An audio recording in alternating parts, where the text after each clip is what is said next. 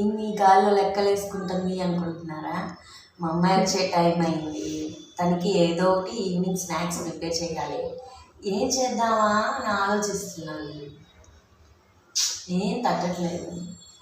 అట్టుపిండి ఉంది కానీ రోజు అట్టేనా అని అడిగిద్ది. అసలు పోయడానికి నాకే బోర్ కొడుతుంది, ఇంకా దానికి ఎందుకు బోర్ కొట్టదు.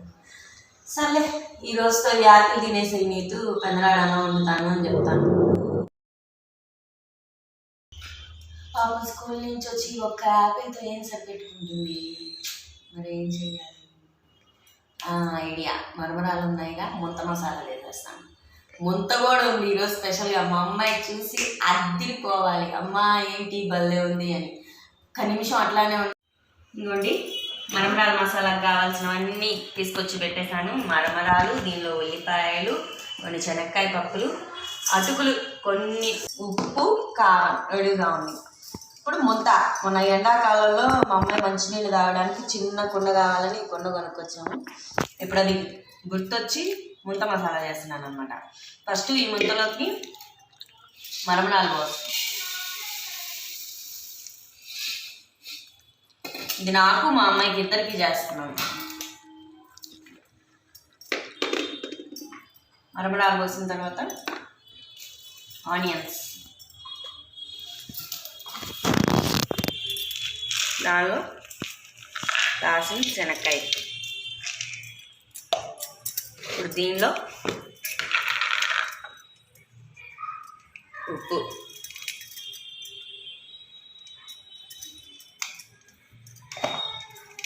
కొంచెం కారం, ఇంకొంచెం మసాలా అంటే స్పైసీగా ఉండాలి కదా, కారం, మెయిన్గా మసాలాకు కావాల్సిన నిమ్మకాయ.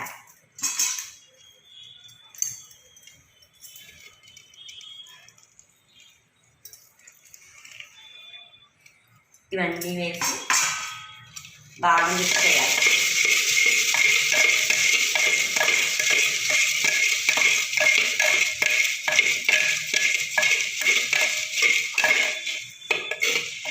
అరే, అటుకులు మర్చిపోయాం కదా, అటుకులు కూడా వేద్దాం.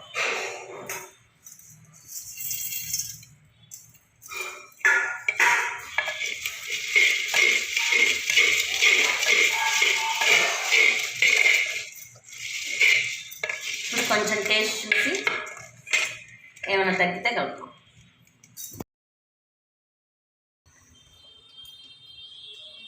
ఏం తగ్గలేదు, సూపర్గా. ఇప్పుడు దీన్ని మనకి ముంత మసాలా దేనిలో ఇస్తారు, పేపర్లో చుట్టిస్తారు కదా, ఆ స్టైల్లోనే చేస్తారు.